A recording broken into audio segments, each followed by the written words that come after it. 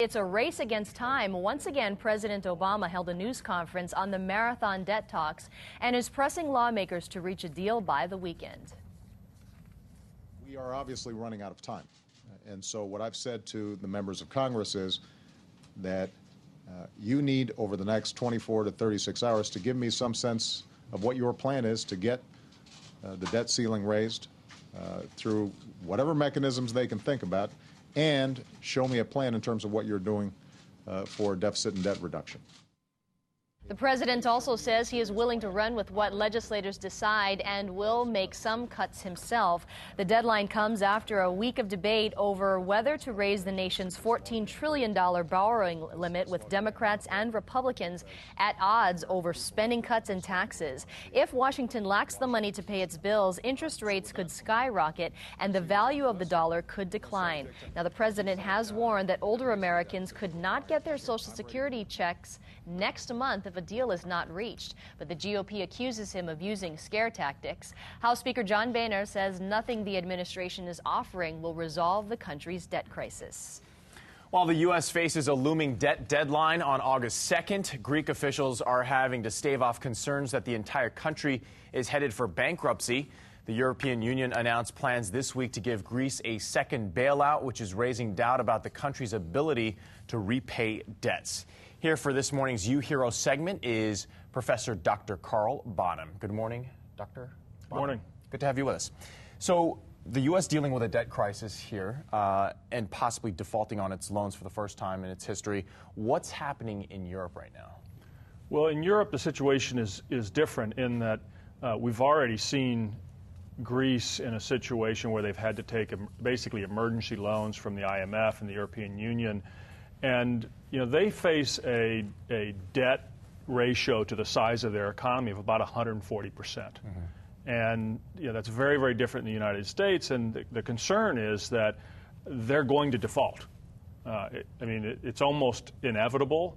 And the question is, how do you deal with that, and how do you avoid having that spill over into the rest of Europe? And what kind of repercussions would there be if Greece indeed does default on its loans? Well, it matters a lot how that occurs. So if Greece just stopped paying entirely, they just stopped paying their bond, the people who they've borrowed money from, bondholders, you could imagine something like the period after Lehman's collapse. In other words, a global financial effects.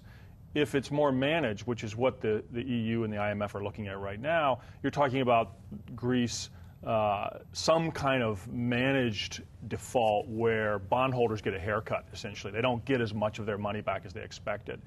And that will spill over a little bit into other economies, but it won't necessarily cause a dire financial crisis. And you were saying that the situation in Greece is is very different from the situation that we're facing here in the U.S. You're saying that the situation here is more to blame, we have to blame the politicians more. Why so?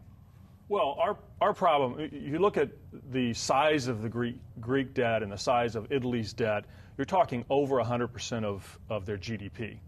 140 for Greece, about 120 for Italy.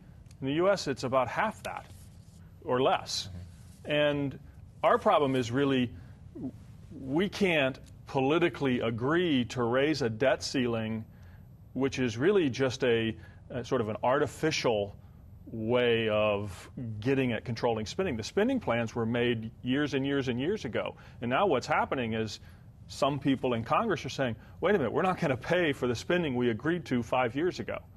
And so we're creating a problem that makes it more and more likely that the U.S. might default.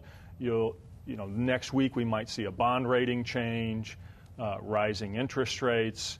And so we're artificially creating a crisis that doesn't need to be there. And that certainly affects the entire economy. Dr. Carl Bonham joining us here this morning, talking about the situation in Europe as well as here in the U.S. Thanks for joining us. And, of course, if you want to see this interview again, you can head over to the morning section of KITV.com/thismorning. The time now is 6:36. We'll be right back.